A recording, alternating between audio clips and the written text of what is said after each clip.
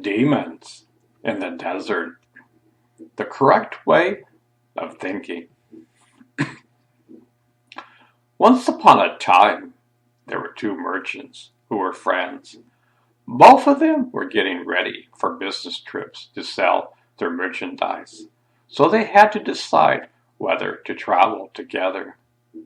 They agreed, since each had about 500 carts and they were going to the same place along the same road. It would be too crowded to go at the same time.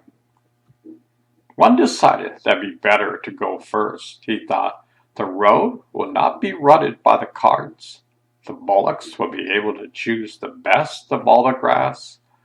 We will find the best fruits and vegetables to eat. My people will appreciate my leadership. In the end, I will be able to bargain for the best prices. The other merchant considered carefully and realized there were advantages to go second. He thought, my friend's cart will level the ground, so we won't have to do any road work. His bullocks will eat the old rough grass, and new tender shoots will spring up for mine to eat. In the same way, they will pick the old fruits and vegetables, and fresh ones will grow for us to enjoy. I won't have to waste my time bargaining when I can take the price already set and make my profit.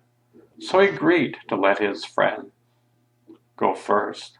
This friend was sure he fooled him and gotten the best of him, so he set out first on the journey. The merchant who went first had a troublesome time of it.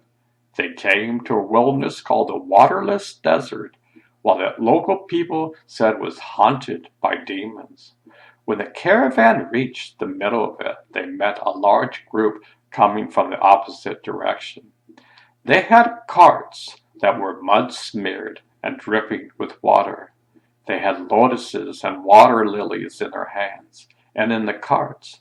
The head man, who had a know-it-all attitude, said to the merchant, why are you carrying these heavy loads of water? In a short time, you will reach that oasis on the horizon with plenty of water to drink and dates to eat.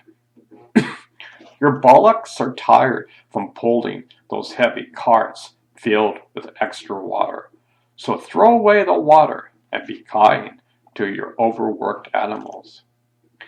Even though the local people had warned them, the merchant did not realize that these were not real people, but demons in disguise. They were even in danger of being eaten by them. Being confident that they were helpful people, he followed their advice and had all his water emptied into the ground.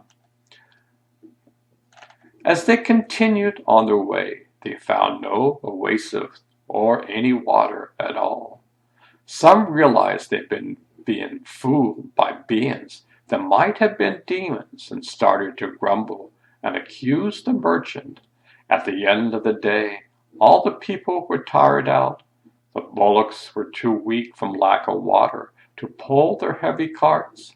All the people and animals laid down in a haphazard manner and fell into a deep sleep. Lo and behold, during the night the demons came in their true frightening forms and gobbled up all the weak, defenseless beings. When they were done, there was only bones laying scattered around. Not one human or animal was left alive. After several months, the second merchant began the journey along the same way. When he arrived at the wilderness, he assembled all his people and advised them, this is called the Waterless Desert, and I've heard that it's haunted by demons and ghosts. Therefore, we should be careful, since there may be poison plants and foul water. Don't drink any local water without asking me. In this way, they started into the desert. After getting about halfway through, in the same way as with the first caravan, They were met by a water-soaked demons in disguise.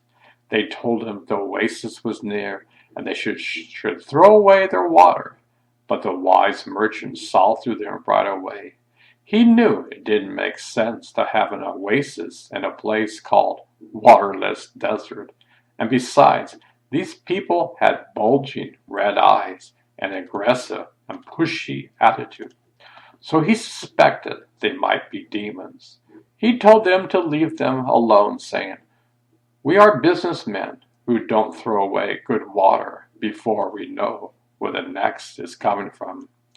Then, seeing that his own people had doubts, the merchant said to him, "Don't believe these people who may be demons until we actually find water.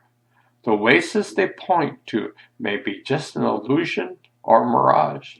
Have you ever heard of water in the waterless desert? Do you feel any rain, wind, or see any storm clouds?" They all said no, and he continued, "If we believe these strangers and throw away our water, then later we may not have drink or cook with. Then we'll be weak and thirsty, and it'd be easy for demons to come and rob us, or even eat us up. Therefore, until we find water, do not waste even a drop." The caravan continued on its way, and that evening reached the place where the first caravan people and bullocks had been killed and eaten by the demons. They found the carts and human and animal bones lying all around.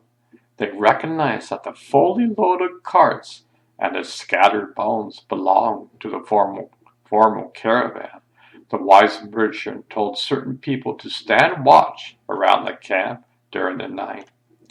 The next morning, the people ate breakfast and fed their bullocks well.